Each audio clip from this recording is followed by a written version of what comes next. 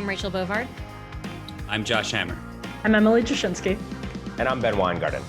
And this is NatCon Squad, where common good and common sense meet. NatCon Squad is produced by the Edmund Burke Foundation, the home for national conservatism. Subscribe now on iTunes, Stitcher, Spotify, YouTube, or wherever you get your podcasts.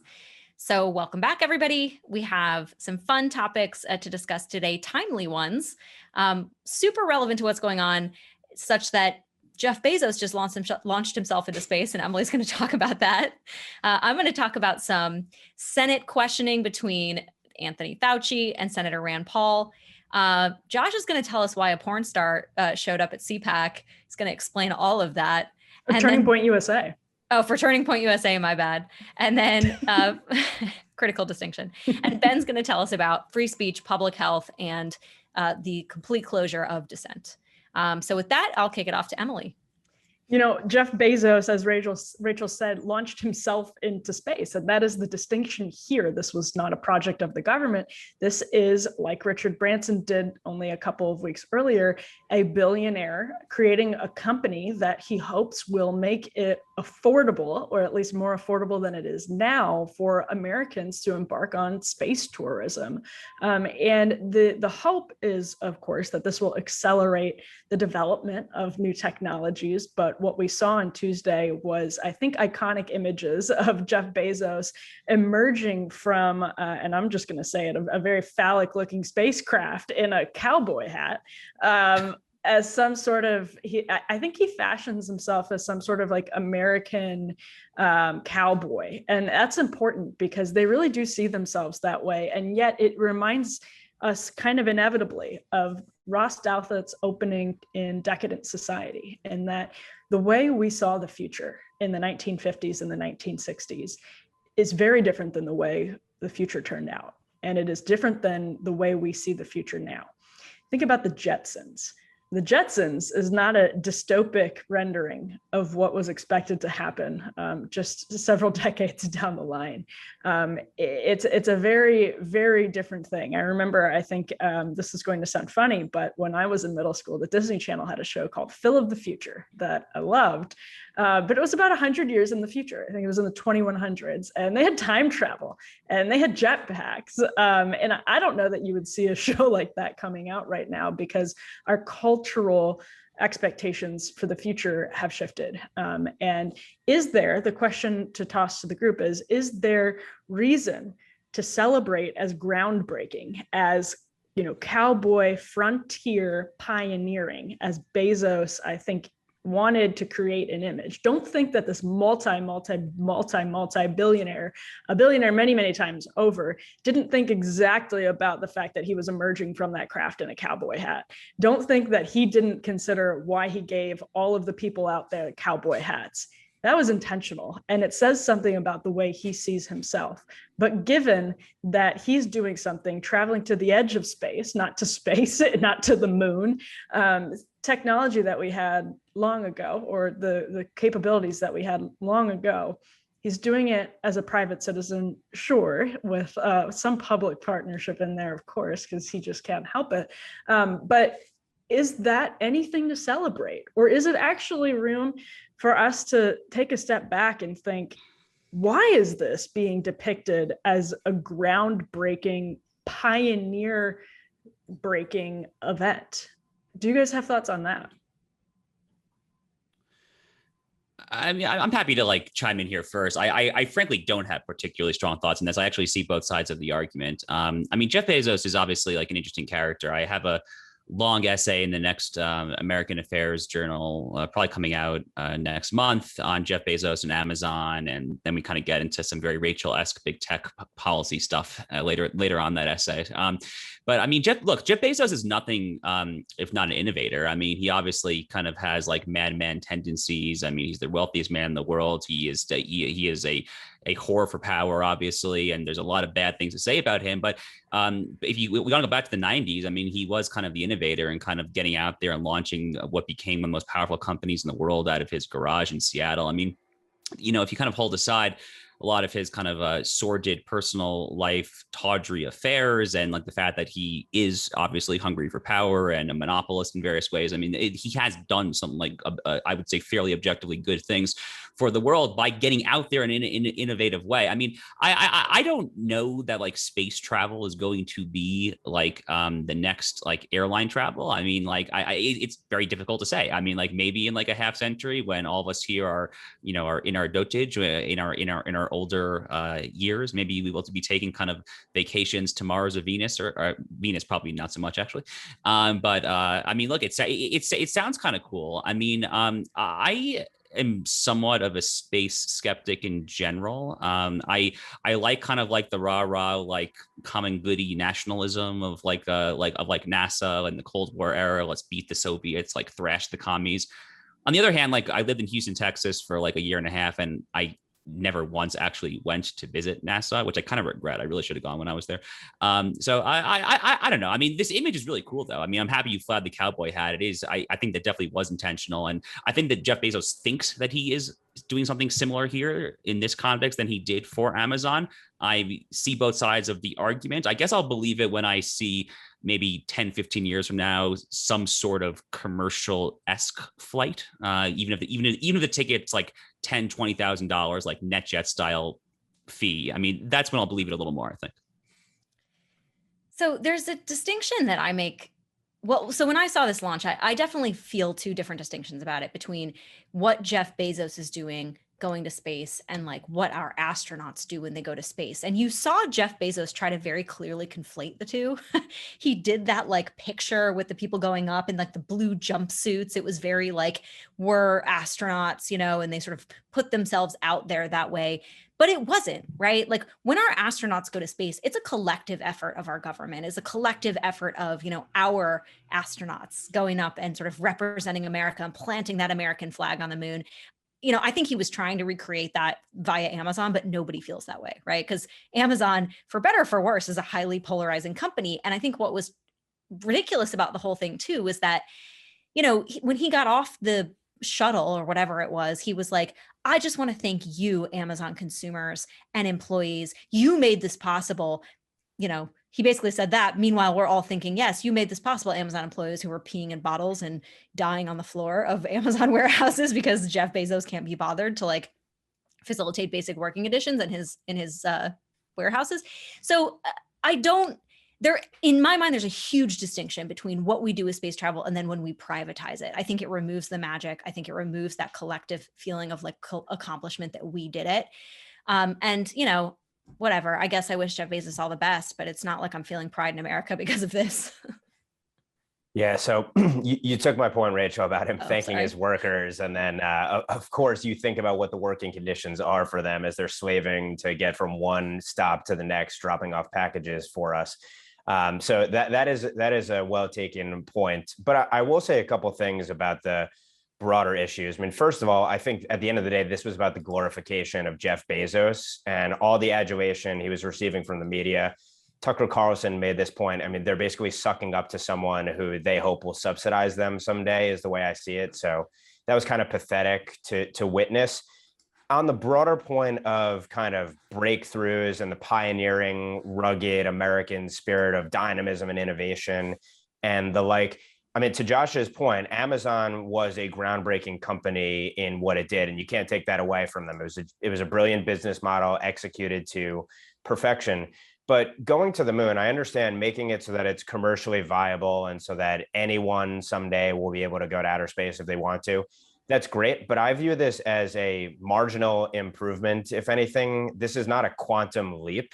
There's a huge distinction between flying to the moon in the first place versus, okay, we're now, 60 years down the road and celebrating the fact that maybe it'll be commercially viable for the common man to be able to go up to the moon. So I don't consider this to be groundbreaking in any respect. I'd much prefer if our billionaires were devoting themselves to developing technologies to dominate in space when you consider that China and Russia are both trying to dominate space for geopolitical purposes, national security and defense purposes and otherwise. So I'd love to see them do something there, make some investment in their country there. I don't see that being the case ultimately. So I'm just not really all that thrilled about it. I don't find it to be all that inspiring. This isn't the space race in the Cold War. This is about the ruling class celebrating itself.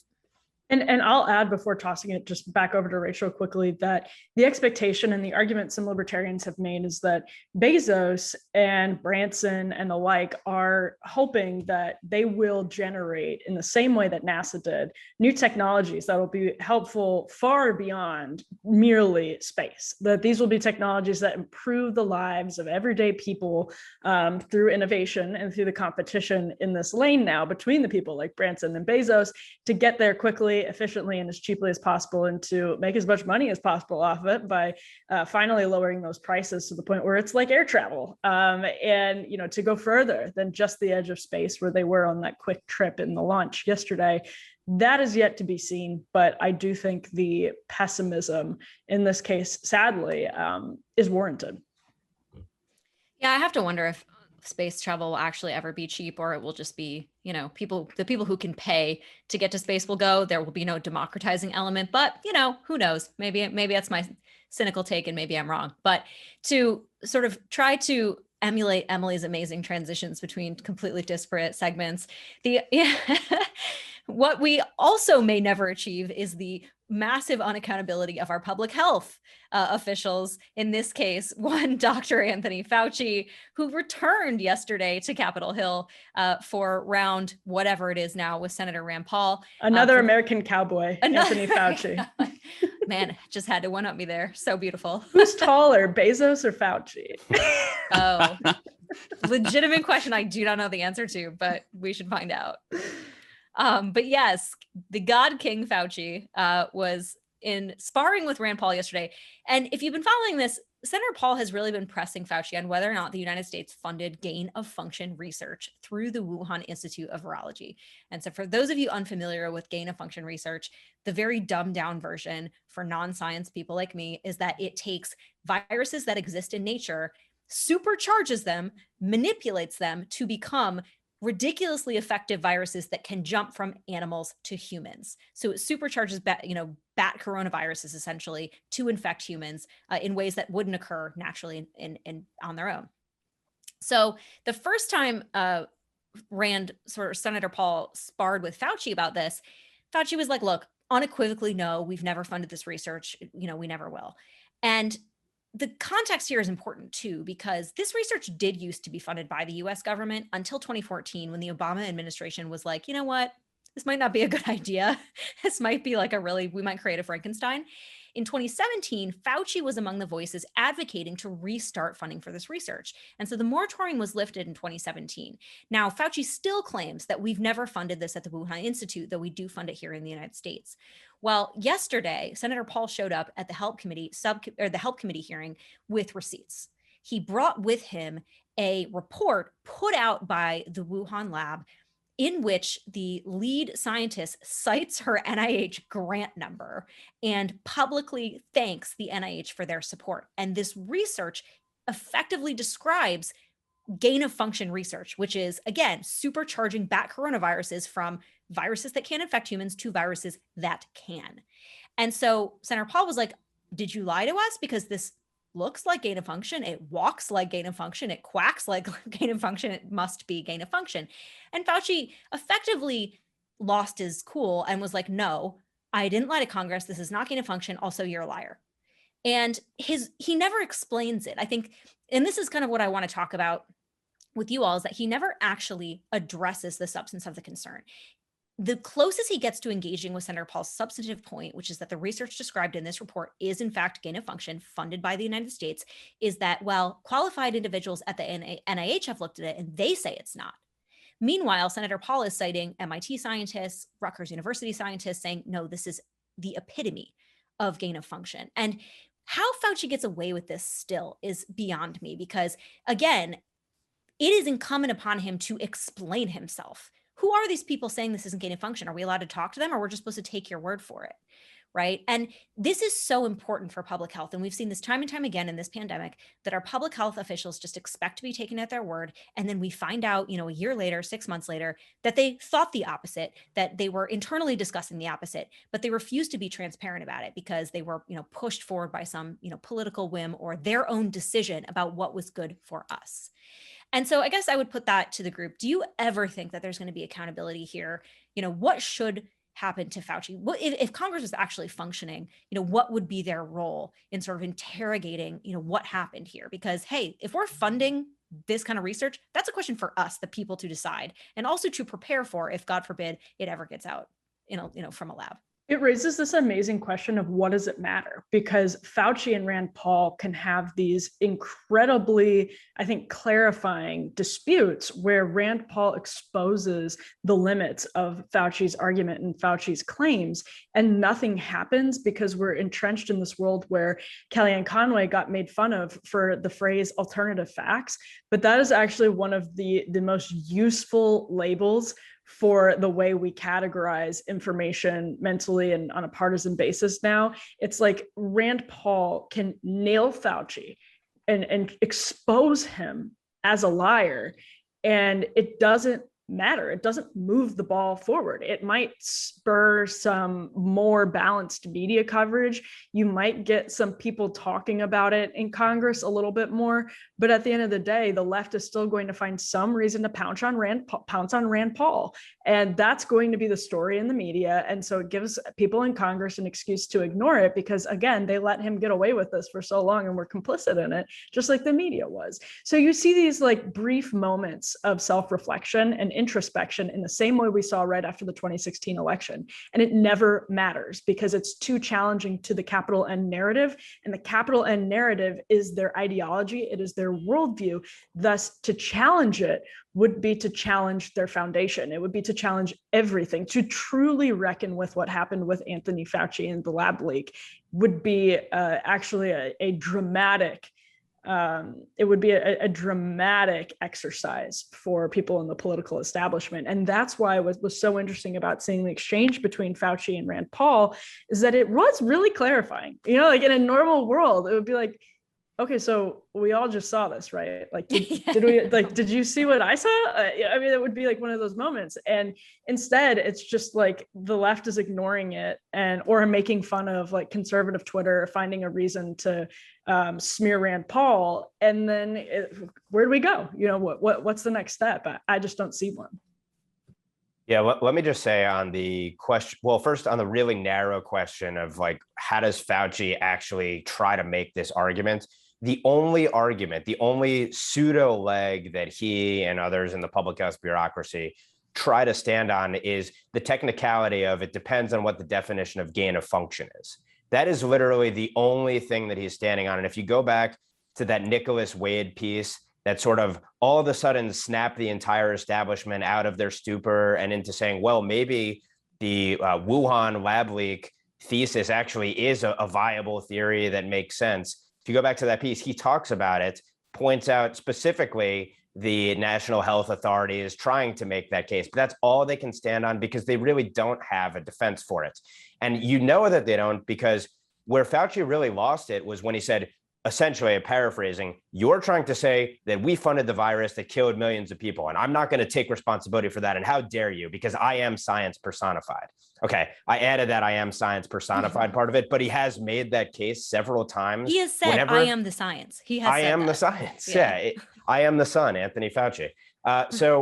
And of course, he's flip-flopped on any number of issues. He's run interference in effect, and sometimes really directly for the Chinese Communist Party controlled health authorities there. And of course, we know, by the way, that the PLA also did research at the Wuhan facility. We don't even need to go down that rabbit hole. So this is really running defense. And I think why there will be no accountability here is because there is complicity here.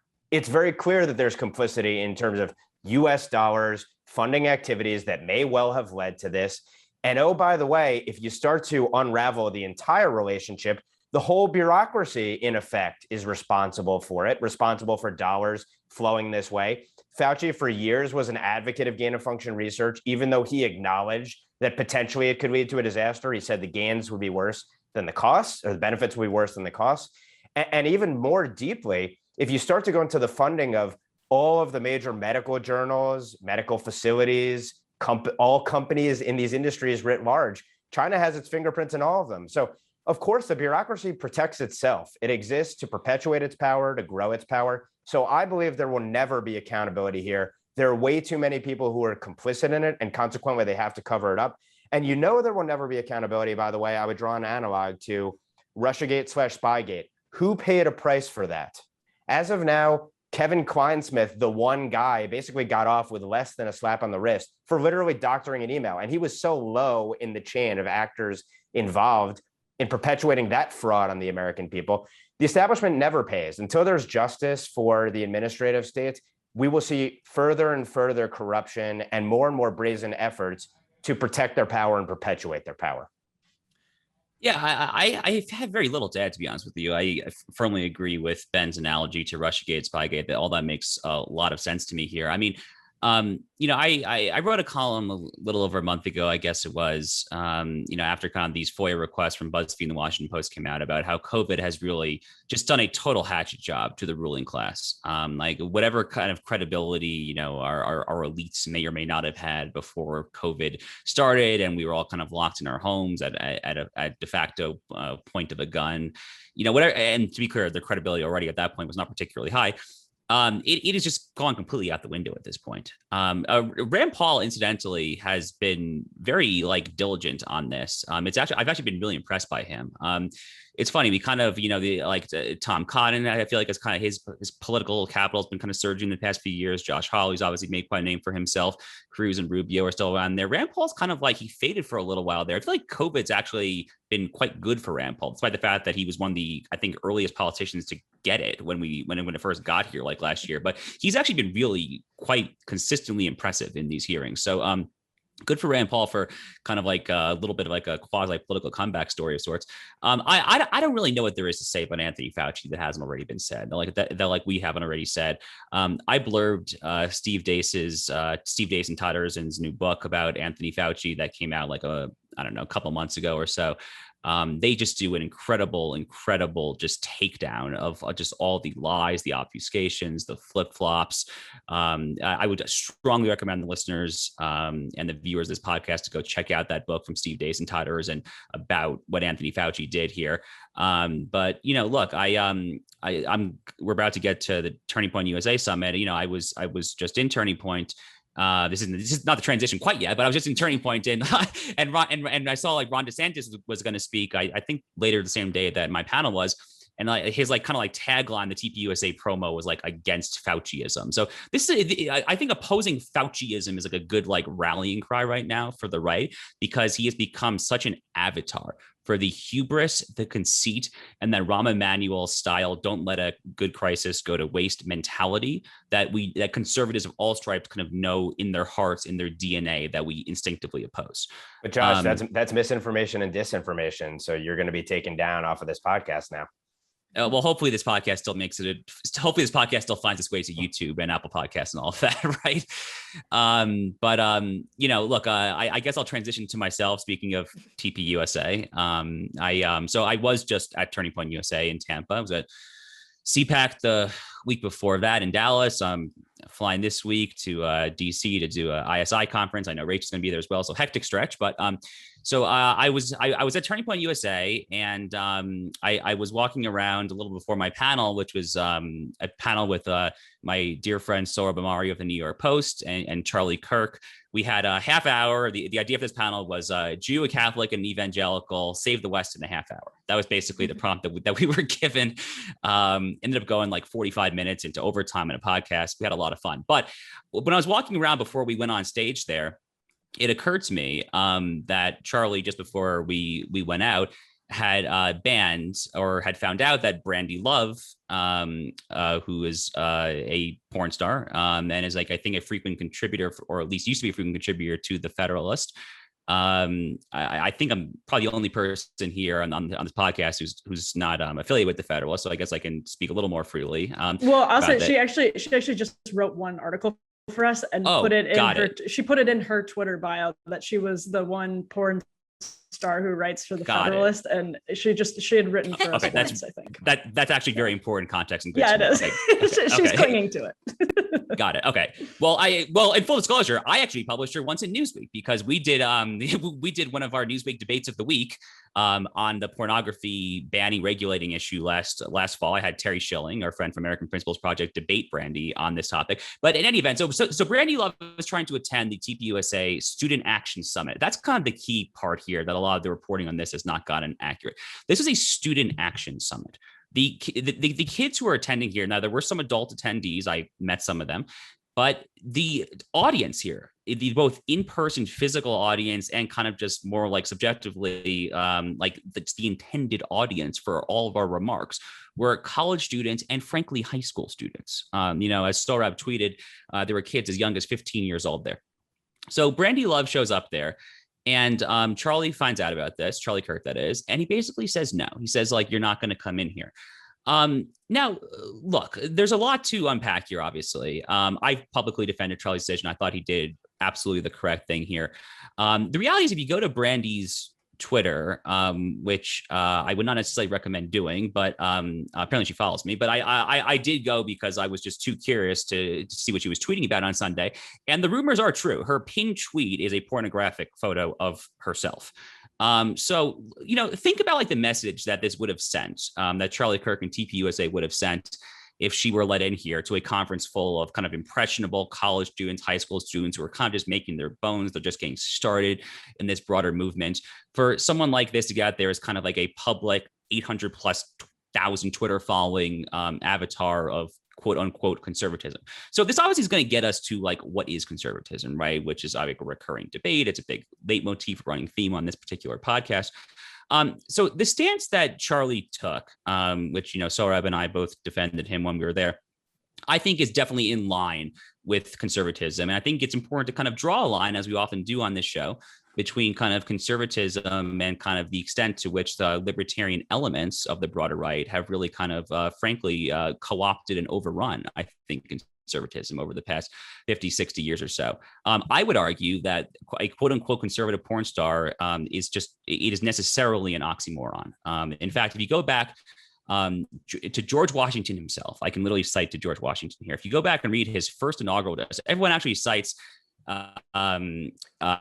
his farewell address. It's kind of the beware of foreign entanglement. But it was George Washington's first inaugural address that I'm not going to get the verbatim quote here, right? But he basically says that the foundations for national policy will be set in the homes. They will be set in kind of the homes of private morality. So think about that for a second here. Again, this is NatCon Squad. We are the home for national conservatism. If we are talking about what makes conservatism, what the national interest, the common good, the common weal, and all of that, it has to start in the home. Yoram Hazony, the president of Edmund Burke Foundation, who he's been prolifically on this about how if you're going to be a conservative, you have to start acting one in the home itself. So I could ramble on this for a while now, but I guess I'll just turn over to the group. I'd be curious if anyone respectfully disagrees here. Obviously our friend Ben Dominic came out and publicly criticized TPUSA for turning her down. And certainly there are, some more like libertarian leaning sentiments on this out there. I don't necessarily claim that my view, Charlie's view, is like the definitively correct one. So I'd be curious if anyone actually disagrees. So I thought this sparked an interesting debate. I thought that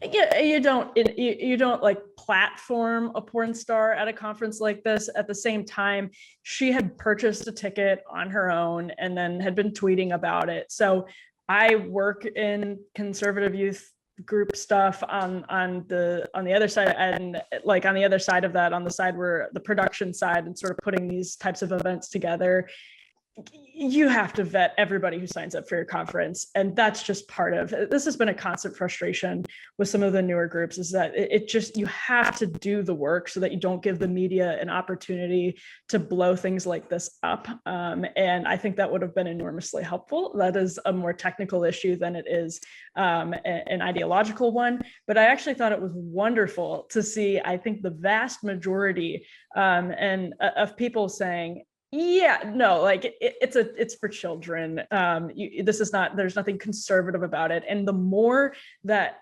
conservatives are talking about pornography, frankly, I think the better, because this is an issue that is highly political, incredibly important to our culture and the everyday lives of Americans, men and women, because women are dramatically affected by the pornography addictions that tech moguls are making a ton of money off of. And it flies completely under the political radar. And I am always heartened when that conversation erupts. So to the extent that we were able to have that discussion, I think it was, to have that discussion, I actually think it was really, really helpful.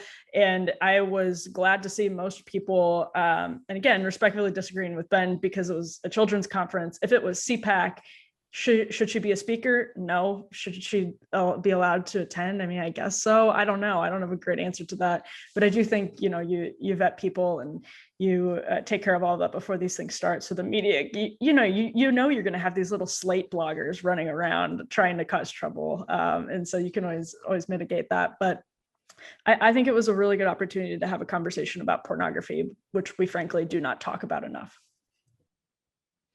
Yeah, I tend to agree with that. I sort of watched this out of the corner of my eye. I didn't immediately know all of the details. And I think the context is really important because it was spun up to be first that, she was invited and that she was speaking and somehow she had a platform, and none of those things were true, obviously. And I do think that the critical distinction here again is that this was a conference for kids. It was not adults being there, and we can even debate the appropriateness of that.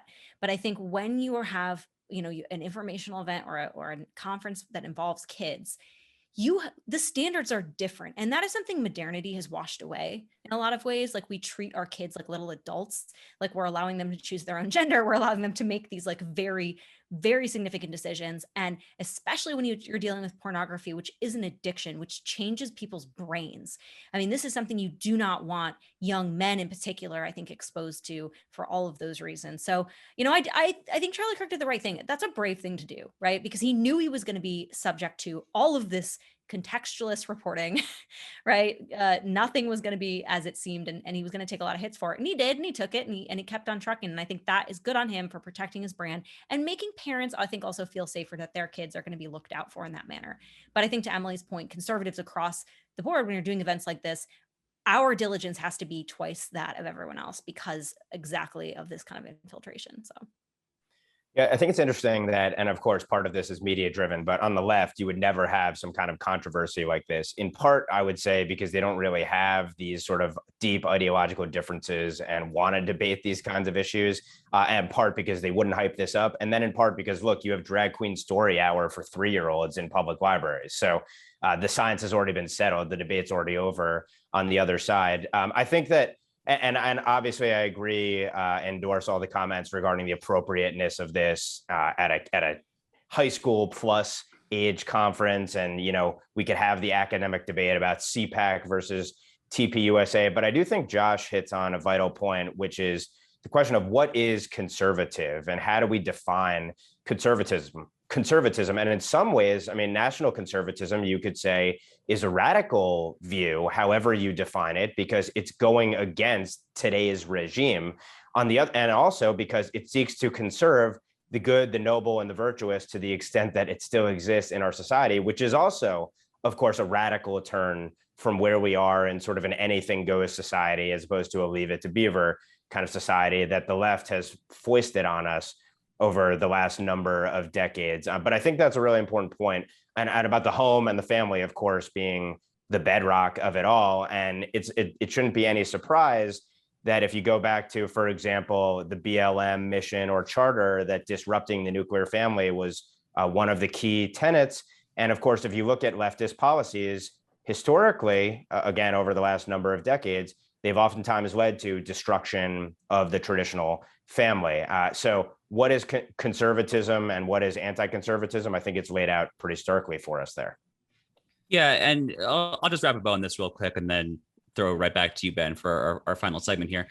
It's great that we're all in unison about like the high school college thing. I think it's kind of, maybe we could tease this out in a future segment. Although I don't really know when this is going to come up again, obviously, but I think it's a more interesting discussion about like whether she would have been banned if they were kind of marketed as like an adults oriented convention of sorts. But in any event, I guess we'll cross that bridge if somehow we get to it. But I was personally happy to see pornography come back in the national discussion.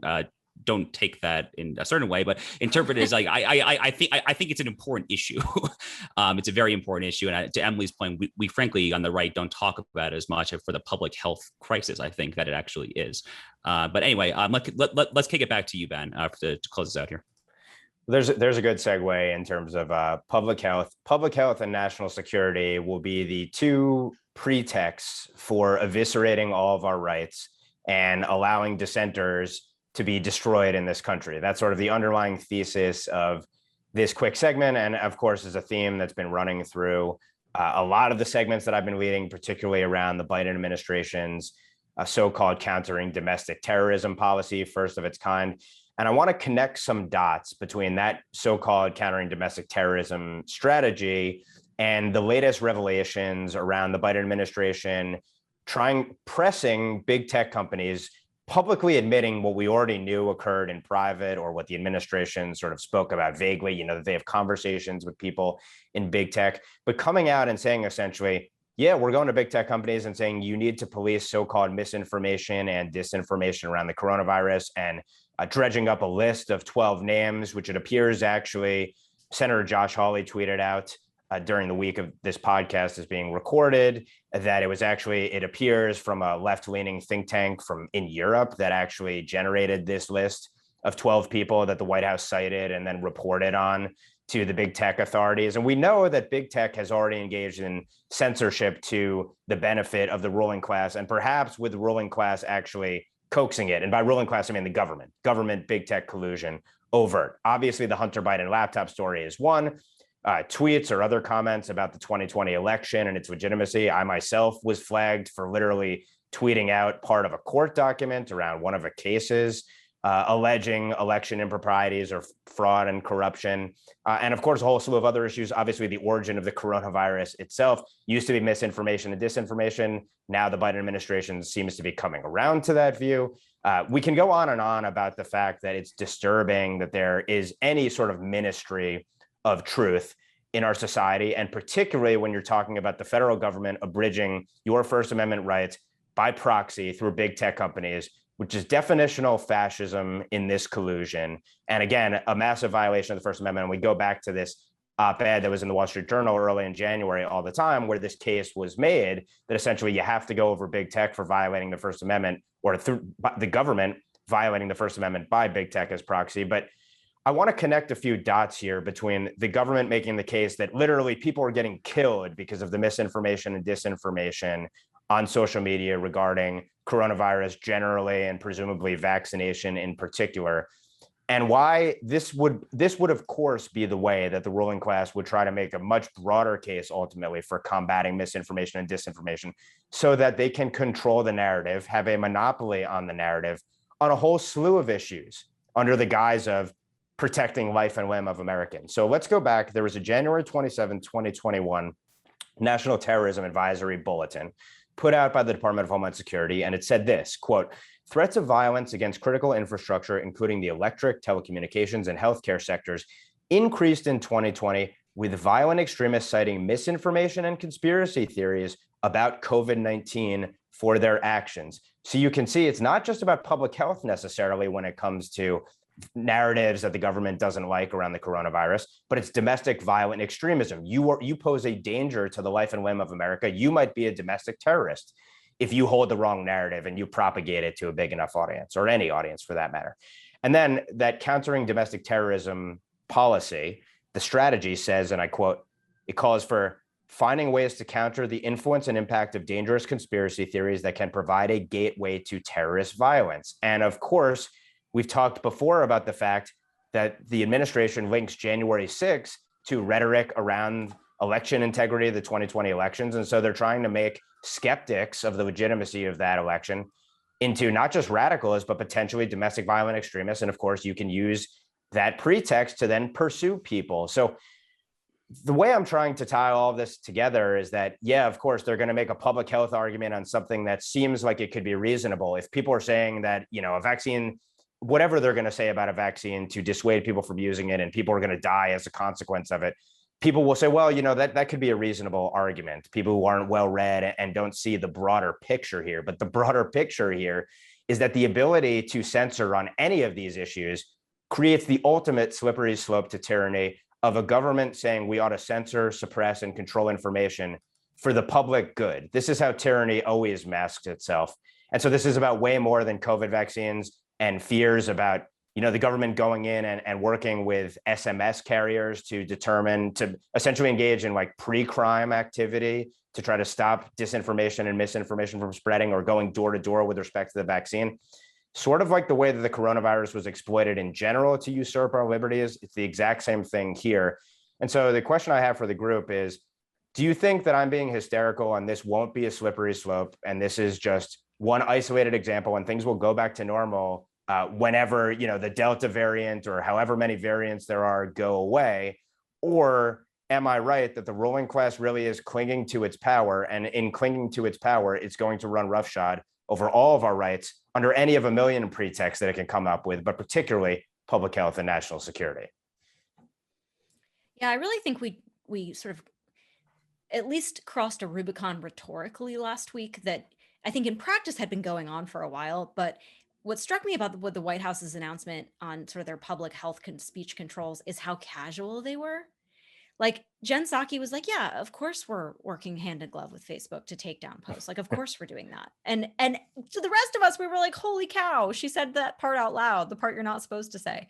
And so, I had a piece in this in the Federalist on Monday, but to me, no government, no White House is ever going to be able to resist this kind of power. Why would they, right? When you control the narrative, you control everything else. Everything else is downstream of narrative control.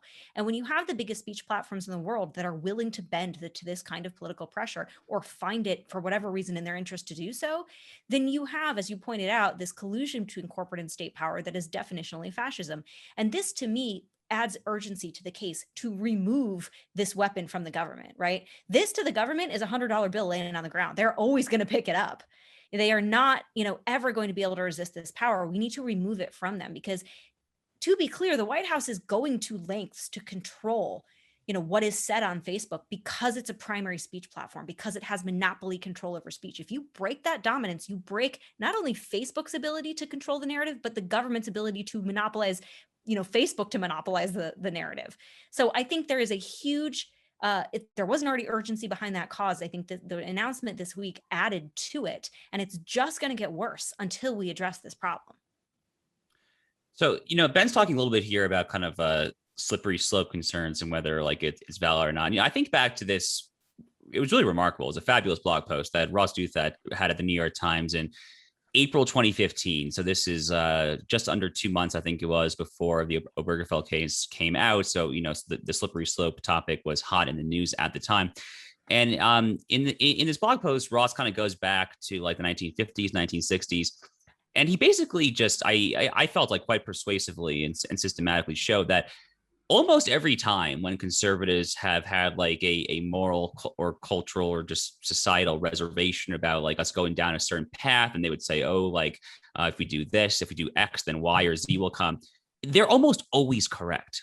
And I mean, like, all four of us were fairly young still. And like, we've literally seen this in our own lives. I mean, like, obviously, just as soon as like same-sex marriage was a constitutional right, they obviously went into polyamory, polygamy, whatever you want to call it. There's obviously like there's a move in, at least in certain circles now, to like normalize pederasty or pedophilia, right? I mean, like the slippery slope, your first year of law school, at least what I was taught, they teach you that slippery slope is a quote unquote logical fallacy. But as my good friend Gladden Papin likes to say, it's actually the iron law of the slippery slope. It is always true. Whenever we kind of have these discussions and it's like oh, like am I being like hyperbolic here? Almost always the answer is going to be like no. Like if we see the trend just based on our own kind of profoundly kind of like Burkean Hamiltonian observation of what has happened, for being pragmatic and practical, it's probably going to happen there. So I do not think that this is hyperbolic at all, Ben. I don't think anything you said is particularly hyperbolic. It was a great recent column that you wrote on this topic for us in Newsweek. Very grateful for that as well. There's no hyperbole in this whatsoever. To Rachel's point, what's remarkable is the fact that this was so casual from the Biden administration. That speaks to the reality of what is sort of derisively referred to sometimes, as Josh mentioned, as the slippery slope, because we are firmly on that slope and we are sliding quickly down it. And that is very much clear in how these companies have evolved. How they have evolved from their original mission to facilitate, it sounds funny to say this, free speech, the way they used to speak so reverently of the culture of free expression and how they could enable it, facilitate it, and bring it online into the 21st century.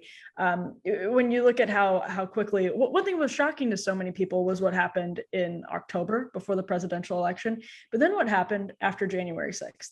And those were the moments that I think people looked around and realized, oh yeah, we're on the slippery slope. Like, this is happening. When you cede an inch, as I think a lot of people, establishment movement conservatives, I'm not even going to call them movement conservatives, I'm going to call them establishment Republicans, as they sort of cede these inches about hatred and bigotry, Trump voters being hateful or bigoted, or this being hateful or that being hateful, we end up at a place where speech is just very, very, very heavily restricted on some of the most important platforms for discourse.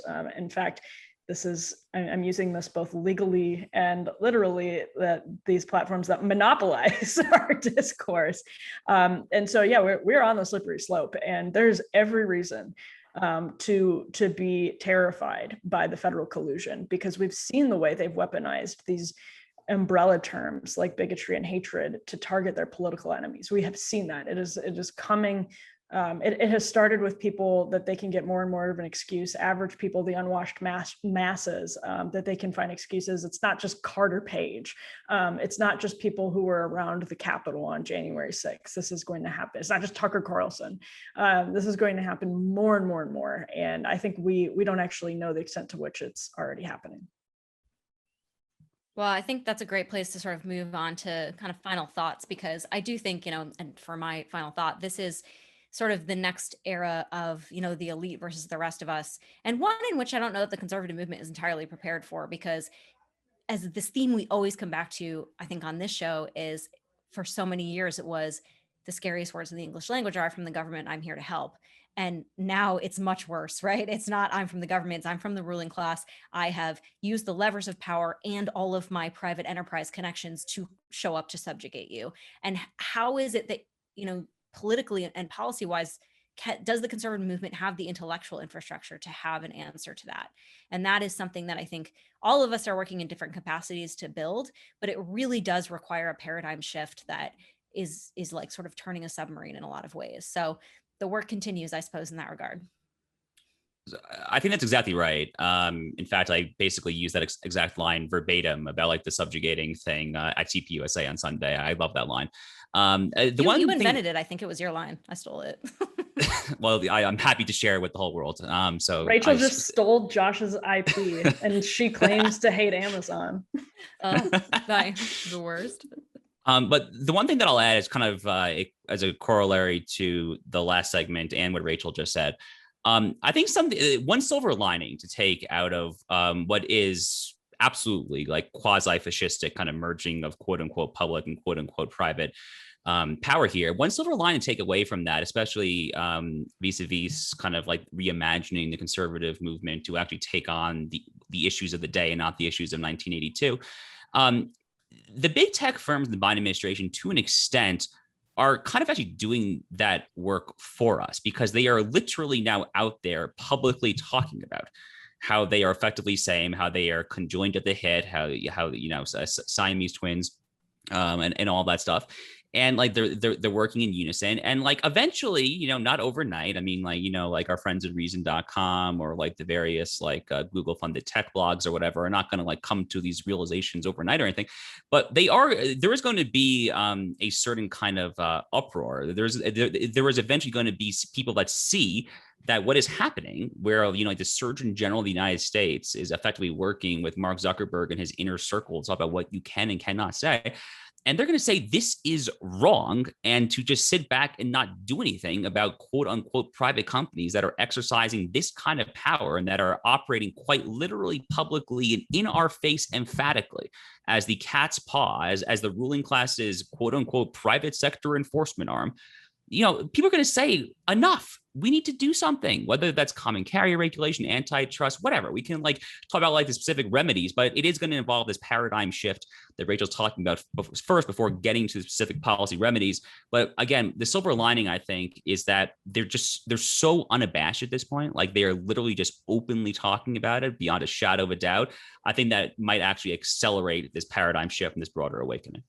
And that's where I actually get pessimistic, but not entirely pessimistic. I feel like a good way to frame it, and we've talked about this before, is that we're almost in a race to have this, I guess, uprising against these companies before they've sort of eaten at our brains to the point where we're all addicted to the dopamine drips that they have us on in our pockets, and are too complacent.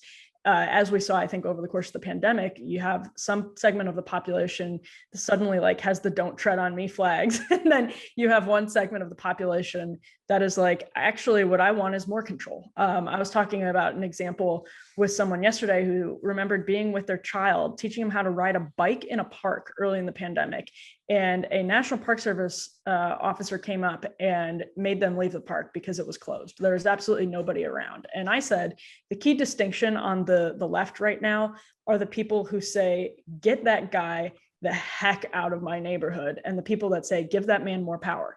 And I think tech is conditioning us to want to give those men more power. I think that's what they want. They want to be working hand in glove with Democrats in government and with anybody in government who will listen. And so from my perspective, we're basically in a race right now to beat them before they have us all complacent and just sort of like at their whims from here on out. And that's where I do worry that we already have like their brain worms. And as a sort of society, our ability to care has just been dulled because there is, you know, the argument about efficiency. You know, we can find our community on Facebook. It's artificial. It's like why everyone got upset about the Anthony Bourdain documentary. And that's one of those transitions, but they used artificial intelligence to read Anthony Bourdain. They connected his words and they used prior recordings to put words in his mouth, literally, that he had written down. A lot of people felt violated and offended by that. It's artificial. It's artificial. And so we're substituting so much of the real with the artificial to the point where, again, I just worry that we're being conditioned into complacency before we'll ever be able to successfully overturn the ruling order right now. Yeah, I mean, I definitely share your fears about complacency or an increasing willingness for people to cede their rights to the omniscient and omnipotent ruling class. So-called. I mean, Josh made the point earlier that the ruling class completely delegitimized itself throughout the coronavirus pandemic and also lined its pockets during the coronavirus pandemic as well. So it sort of won on every single measurement of increasing power while the middle class increasingly shrunk and everyone else suffered. But you don't see a massive rebellion against the administrative state. I mean, you don't see all of these governors who ran states where they essentially committed economic and cultural suicide under the guise of public health. There being massive efforts. I mean, yeah, there have been recall efforts and such, but there isn't a massive public outcry. I think the people who lived in the free states or who voted by moving to those free states, yes, that's the counter trend here. But I do fear, and there have been some polling recently, I think Reason might have written about this, some polling showing that something like 20% of the public would be fine with masks forever in perpetuity. And that's just a very demoralizing place to be. I think that it just augurs horrible things for where we go in the future. But all that said, I always on the one hand, you have all of these very disturbing sorts of little empirical data points and anecdotes and the like. But then I also have to ask, like, when the ruling class talks about, packing the courts or adding states or HR1/S1 or control of free speech or any of these other draconian measures aimed at achieving total dominance, are they sort of trying to do this end run right now because they think everyone's behind them and this is their opportunity? Or are they really afraid that their power sits on a knife's edge and it could very easily go the other way? Clearly, they feel that way about big tech when it comes to the argument that like Facebook swung 2016 for Trump. I don't think that that's the case. But obviously, it's very clear that the Trump campaign then used social media to its benefit, and that helped get out the vote. And why do they need to suppress speech on social media? Clearly, because they feel that it has an impact and it undermines them because there are other viewpoints out there and those viewpoints have merit and people do end up receptive to them. So, and also, of course, we know that that last presidential election really swung on, tens of thousands of votes in a few states. So it really was quite close again, a near-death experience again for the ruling class. And so maybe a positive takeaway is, are they acting as sort of hysterically and brazenly to an extent as they are because they think they're on the cusp of achieving total dominance, or are they afraid that it could tip the other way in the blink of an eye? And that's why they need to try to make this effort to consolidate all this power now. It's not a rhetorical question. Maybe it's something that we can address over time, but I do think it's worth asking. I kind of feel the same way about the Chinese Communist Party. Is the Chinese Communist Party all powerful, or is it like the Soviet Union and it's really a Potemkin village of a nation? I think the reality, of course, is somewhere in between. But anytime you have a ruling power acting very brazen, you have to ask, are they acting out of strength or weakness? And I do think that's something worth considering. Well, to put one last final point on what Emily was saying, I saw a tweet from a robotics firm in Boston with their robot, and the tagline was like, "Watch our robot soulfully dancing." And it's like, guys, it's a robot. I see you have AI there, but it doesn't have a soul. So with that, we roll on in 2021. So on behalf of Ben, Josh, Emily, and myself, thanks for tuning in. We'll see you on the next NatCon Squad.